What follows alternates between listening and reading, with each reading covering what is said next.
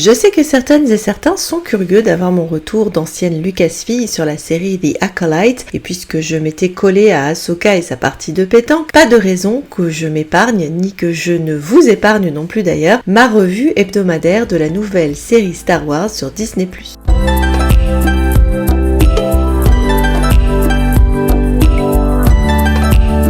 Bonjour, bienvenue sur Décalé. D'entrée de jeu, pour celles et ceux qui tomberaient par hasard sur la chaîne, alléchés on sait plus trop pourquoi par Star Wars, je vais être très claire sur ce que vous ne trouverez pas sur ces critiques et sur la chaîne. Bien qu'ayant connaissance du lore Star Wars, je m'en contrefous, donc si votre truc c'est les œufs de Pâques, les rappels d'obscurs passages de l'univers légende ou des références à des bouquins comme la Haute République, ce qui serait valable ici, alors passez votre chemin, parce que ce n'est pas mon genre d'explication de texte de faire des listes d'objets et de persos, certaines chaînes font déjà ça très bien et vous n'avez pas besoin de moi pour ça. Je suis moins intéressée en général à me confiner au pur et dur univers Star Wars que par la manière dont la franchise s'ancre dans une culture universelle, qu'elle passe par l'art, la religion, la philosophie ou l'histoire. Pour moi, si Star Wars a un sens, c'est justement parce qu'autrefois, ça racontait de bonnes histoires de l'ordre du mythe. Pas parce qu'il y a un casque qu'un type obscur portait dans le paragraphe de la page 12 d'un bouquin paru en poche il y a 25 ans.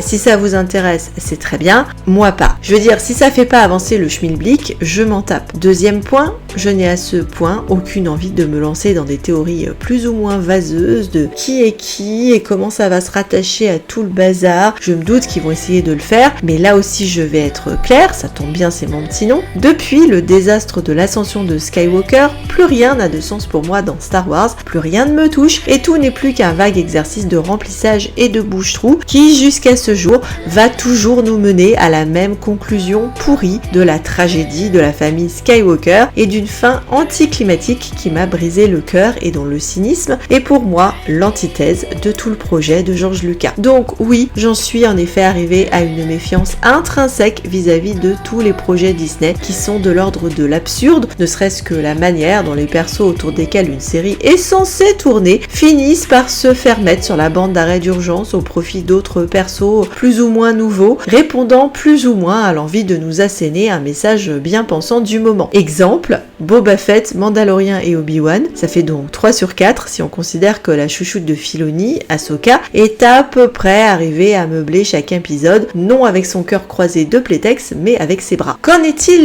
de ce projet The Acolyte, qui ma foi est pour l'instant pour moi un projet que je dirais mitigé, parce que oui, il y a du bon, du moins bon et du potentiellement sur piste glissante, mais je vais accorder quand même le bénéfice du doute pour le moment, parce qu'après tout, on ne parle que de 2 épisodes. Dans la catégorie qu'elle trouve à ton pouvoir boucher dans la timeline, nous voilà donc rendus un peu moins de 100 ans avant l'épisode 1, dans un vague projet de collage entre la Haute République et la saga Lucas, avec des persos tout neufs ayant pas ou peu servi, puisque pour l'instant, seul Vernestra Rwoh a pointé dans les bouquins de la Haute République. Bon, en soi, c'est pas con de faire comme ça, et je dirais que ça peut passer si on évite les écueils que sont pour moi la tentation d'explication d'un truc qu'on aura dans l'épisode 1, genre Darth Plagueis ou n'importe quoi qui touche à Palpatouche. Non, la seule explication qu'on mérite d'avoir, c'est comment le vestiaire des Jedi est passé du swag de la Haute République au nom de la rose collective de l'épisode 1, vu que les persos qu'on a dans l'acolyte ont visiblement une garde-robe plus chatoyante que ceux qu'on va se manger à partir de la menace fantôme. Parce que ne me dites pas que si Maître Windu avait eu le choix, vu déjà qu'il a quand même parti sur un sabre violet, à mon avis, il aurait aussi opté pour la version blanc et or. Je dis ça, j'ai rien dit. Malheureusement, je me doute, vu la fin du premier épisode de la série, qu'on va opter davantage pour l'option. Mais que font-ils donc les Sith pendant tout ce temps, puisque la Haute République ne s'est pas intéressée à cette option? Et je prie juste, pour qu'on n'ait pas un Darth Plagueis de la loose, à moins qu'on ne me le vende en mode beau gosse torturé, mais je me fais zéro illusion, car le site est notoirement moche, et vu que de toute façon, on sait vers quoi s'attend in fine, et ben, Osef. Ce sera d'emblée ma première critique, valable autant pour cette série que pour l'ensemble des projets Star Wars actuels. Tu connais la fin. Prendre des persos qu'on connaît ou un sujet qui tourne autour de Coruscant, c'est con. Parce que les enjeux sont forcément au ras des pâquerettes. 2 choix sont viables à mon avis. Il faut soit raconter l'histoire de persos complètement nouveaux dans une side quest autonome très loin du centre du pouvoir par rapport à la saga Skywalker, histoire de montrer que l'univers est grand et que tu peux raconter n'importe quoi dans Star Wars, soit il faut partir sur longtemps après. Parce qu'au final, on restera toujours à savoir qui meurt, qui survit, quelle partie va l'emporter, quelles conséquences ça aura sur le contrôle du pouvoir ou de la galaxie. On a vu les films, donc tout ce qui se passe avant ou pendant les films, c'est con. Du coup, cette série fait un choix un peu de normand, mitigé, tiédasse, quoi, allons-y franco. On prend des persos nouveaux, ça c'est bien, même Vernès Raro, parce que tout le monde ne lit pas la Haute République, donc ça passe. Mais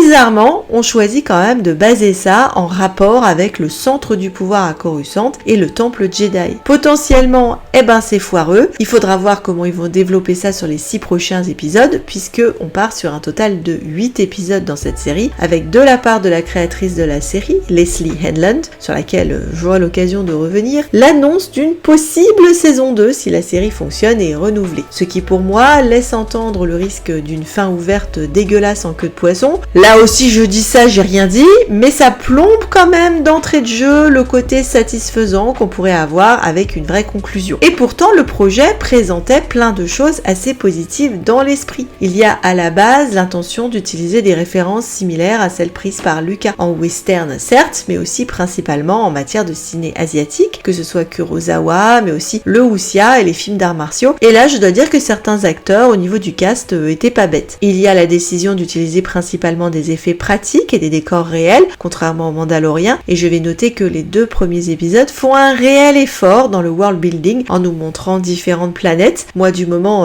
que tu évites le bac à sable, pour moi déjà t'as tout bon. Des costumes et des décors qui tiennent la route, plein de non-humains, ce qu'on n'avait pas parfois dans les autres séries, un nouveau robot joujou sympa, et oui en fin de compte quelques jolis visuels avec, je le note, une bonne scène d'ouverture avec baston dans un bar qui en effet me rappelle bien l'ambiance de mes dramas chinois. La série avait été vendue comme un murder mystery, une enquête autour de meurtres mystérieux de Jedi, ce qui à mon avis était aussi une excellente idée qui n'a malheureusement pas été exploitée, et ce sera d'ailleurs ma critique principale, ce qui me renvoie au fait que c'est une série sans enjeu. Sans enjeu sur ce qu'on sait de la suite et de la saga Skywalker, ça je l'avais déjà dit, sans enjeu parce qu'au lieu d'exploiter le filon du suspense et du thriller, dès les 2 premiers épisodes, à moins qu'on ait par la suite des twists complètement radicaux, tout est déjà balancé. La série va s'auto-spoiler. Je résume donc le pitch. Une femme Jedi se fait tuer dans une bagarre provoquée par un assassin utilisatrice de force, mal masqué et très reconnaissable, qui a visiblement un arc de vengeance. Jusque là ça me va, comme je vous disais, moi j'aime les dramas chinois. Notez quand même que la mort des Jedi c'est très aléatoire, parce qu'il y en a qui prennent mal un sabre dans le bide et d'autres s'en sortent fraîches comme des gardons, d'autres survivent à un barbecue sur Mustafar, tandis qu'un petit poignard t'en envoie une autre sur le carreau.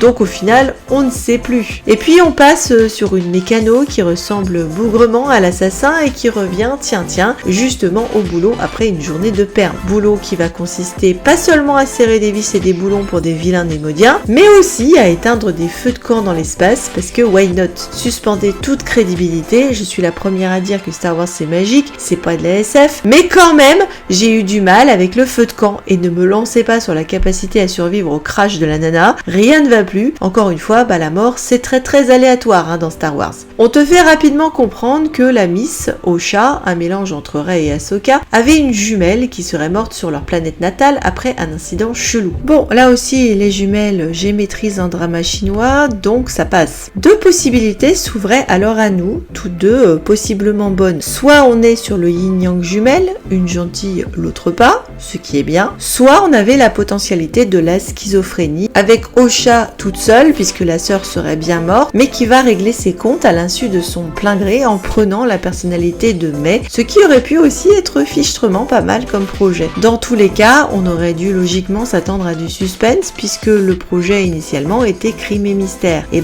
pour une raison tellement stupide qu'elle me dépasse complètement, le scénario a décidé de foutre en l'air tout le côté suspense. D'abord parce qu'on voit très bien, même trop bien, qui assassine la Jedi au début, parce qu'on nous balance très rapidement que la jumelle est en effet bien en vie et que ce n'est donc pas un désordre de la personnalité. Et enfin, alors qu'on pouvait partir sur un plan fugitif dans Star Wars, qui plus est aurait été un joli clin d'œil à Harrison Harrison Ford est aux côtés sans bras des Skywalker, avec l'héroïne en train de clamer son innocence, mais personne ne la croit, et la voilà à essayer de mettre la main sur la coupable tandis qu'elle se fait pourchasser à travers toute la galaxie par la bande des Jedi possiblement bolos pas contents, et ben zou, on oublie. Et là aussi, l'intrigue fait l'économie de ce choix pourtant excellent et qui a fait ses preuves, en donnant rapidement au personnage un alibi qui convainc facilement la bande de Jedi venue arrêter la nénette, et tout ce petit monde devient vite potos. Les bras m'en tombent comme pour Anakin. Un drama chinois t'aurait jamais fait ce coup pourri. On aurait bouffé 30 épisodes au bas mot de malentendus et de crachats de sang. Et pourtant, tu sens bien en effet que Leslie tourne autour du drama, et d'autant plus qu'elle respecte la sacro-sainte règle du torse-poil, en nous en collant un dans l'épisode 1, mais comme ça se fait avec le perso avec le nom de Yaourt, avec lequel il se passera rien, parce qu'on sait que la réal a un agenda queer lesbien, à quoi bon, je pose la question. Pire encore, ce moment torse-poil se fait face à une jeune padawan, donc le malaisant est franchement possible, même si, à sa décharge si je puis dire, il n'y avait aucune intention malhonnête de la part de Fjord à se coller torse-poil. Bon, c'est cosmétique, mais je sais que les amis de la chaîne ont pensé à ma réaction à ce moment de l'épisode 1. J'allais quand même pas les décevoir en n'en parlant pas. Pour moi, ça n'est pas un bon torse-poil parce que, on y revient toujours, c'est sans aucun enjeu. Je ne peux évidemment pas juger en l'état sur l'ensemble du projet, vu que c'est le tout début, mais je dirais que c'est frustrant de les voir se planter un sabre laser dans le pied d'entrée de jeu en sucrant connement la possibilité du genre mystère et suspense. Bon, à quoi s'attendre d'une série qui élimine dans les 10 premières minutes quasiment la seule star de son casting, soit la magnifique Carrie-Anne Moss, que personnellement j'aurais aimé suivre davantage. J'étais tellement dégoûtée que j'ai failli éteindre là le poste de télé et dire bye à toute la série. Car pour en revenir au suspense, ne pas savoir qui a tué les Jedi ou l'arc d'Osha luttant pour prouver son innocence et au passage se confronter avec sa sœur, ça avait du style. Soi-disant, la réal était inspirée par le Rashomon de Kurosawa, que Rian Johnson avait particulièrement bien exploité dans le dernier Jedi. Je vous renvoie à ce sujet sur notre vidéo avec Aurélie. Savoir si le procédé sera utilisé plus tard, peut-être, mais pour l'instant on n'est pas du tout dans le subjectif au niveau du point de vue. On nous donne tous les éléments de manière très objective, ça se passe en direct, en temps réel sous nos yeux et pas de manière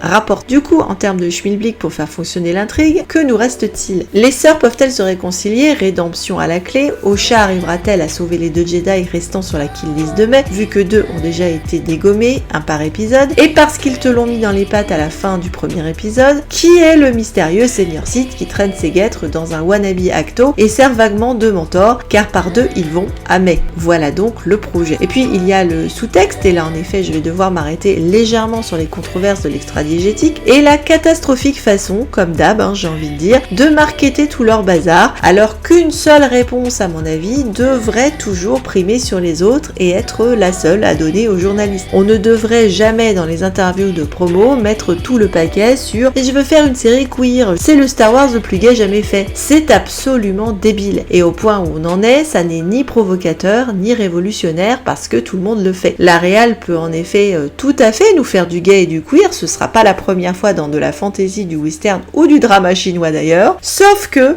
la seule réponse à donner et qui fait que ça va passer et que tout ton agenda passera crème, c'est que ce que tu voulais faire, c'est une bonne histoire. En fait, c'est la seule chose qu'on leur demande. Mais quand tout ce que tu trouves à dire, c'est de la promo activiste et agressive, alors que peut-être t'as quand même fait une bonne histoire, eh ben c'est con. Ça rassemble pas les gens, ça dégoûte plein de monde qui va se braquer sans même donner une chance à ton histoire, et ça peut même laisser penser qu'en fait, il n'y a pas de scénario. T'as juste un cahier des charges que tu vas cocher. Tout ce qui importe en fait, c'est de rappeler un message universel avec des thèmes chers à Star Wars. Perso, vous n'allez pas m'entendre râler ici sur le cast diversité. Il ne me pose aucun problème dans ce cadre précis. Par contre, le comportement en interview, oui, il me pose problème, parce qu'il crée des tensions clivantes au lieu de simplement rassembler autour de ce que tu as à dire, du travail qui a été produit, de l'attention qui a pu être donnée et qui a mobilisé des tas de gens au niveau des décors, des costumes, de la production, enfin je sais pas moi, du maquillage, des effets spéciaux, en veux-tu en voilà. C'est tout ce dont on va finir par parler et pas de l'histoire et du travail qui a été fait. Pour l'instant, je ne me sens pas matraquée moi dans l'histoire par un agenda woke,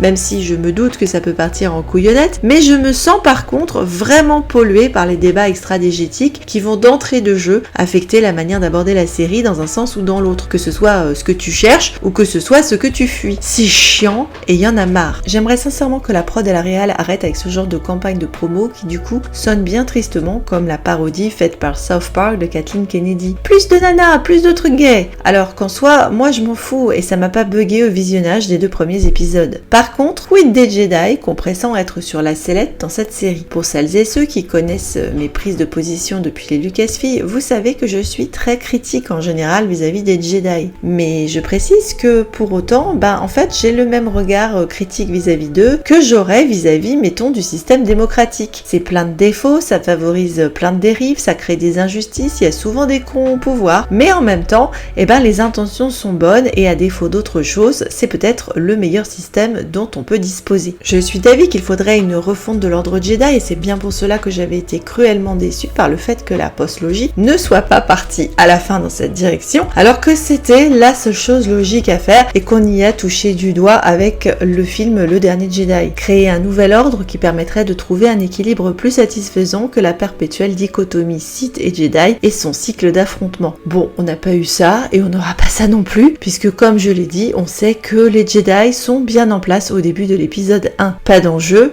pas de suspense. On semble par contre s'orienter sur une critique en bonne et due forme des Jedi, critique qui était déjà bien présente chez Lucas pour moi, on va pas se mentir, et que d'aucuns s'attendent à voir se jouer ici en mode marxiste woke. C'est peut-être pas con de le penser puisque le seul mystère de l'histoire pour l'instant, c'est pas tellement l'identité du Seigneur Sith de mes deux, mais plutôt savoir quelles conneries sans nom ont pu faire les 4 Jedi en poste sur la planète natale des jumelles et qui a provoqué May à partir en mode Kill Bill pour cocher les noms de sa liste. Et là on a le fait que May renvoie les Jedi à une hypocrisie qui est que bien que censé défendre la veuve et l'orphelin, protégés et non agressés, ils tuent des gens et enrôlent des gamins dans leur secte. Ce qui était en effet un vrai problème au cœur de la prélogie puisque les Jedi n'avaient normalement rien à faire le sabre à la main à buter des gens et que leur traitement de petit Anakin était franchement dégueulasse. Dénonciation des institutions vouées à servir et à protéger, dans la mesure où l'actrice principale, pas mauvaise jusque-là, est très investie dans le Black Lives Matter. Évidemment, on voit que les institutions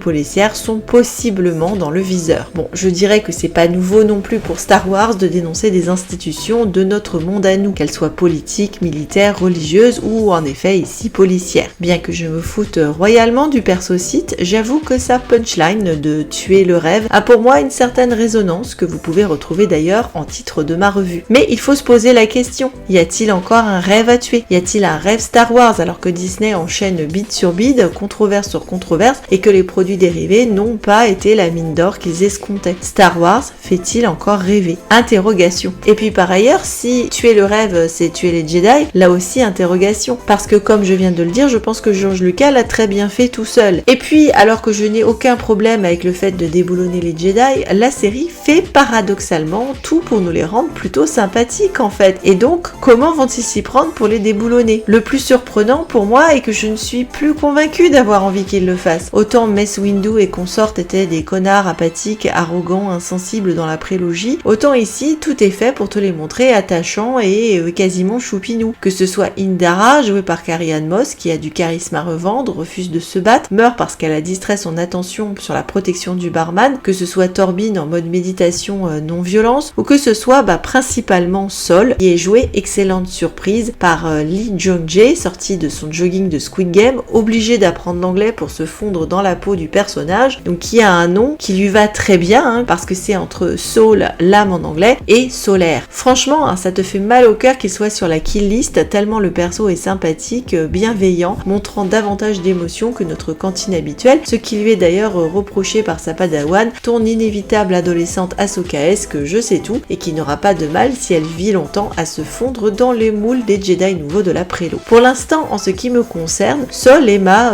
seule, principale en tout cas, raison de vouloir suivre la série. Étonnant, non? Ou alors c'est juste parce qu'on a du mal à me sortir des dramas asiatiques et que du coup, avec cet acteur, moi je me sens en terrain très familier. Va savoir, mais en tout cas, bien joué de la part de Star Wars pour me donner envie de regarder une de ces séries. Qu'en est-il du perso principal, Osha/May? En soi, le double perso joué par Amandla Stenberg est intéressant et l'actrice s'en sort pas mal du tout. Mais j'ai un reproche à faire, c'est que en attendant de voir comment ce sera développé par la suite, on est quand même un chouïa dans le redondant avec les persos de Rey et Ahsoka. Une espèce de compile si vous voulez, avec quand même cette valeur ajoutée que le perso ne passe pas son temps à faire la gueule en se croisant les bras ou à froncer du nez avec un air rageux. On retrouve bien le côté mécano débrouillard de Rey et on retrouve aussi l'arc viré de l'académie pour Ahsoka, si bien que la vraie valeur ajoutée se résume à l'intrigue des sœurs jumelles qui vont certainement pas se lancer dans une choré à la demi sur la place de Rochefort, mais que quand même de base j'aime bien parce que la dualité, le yin-yang,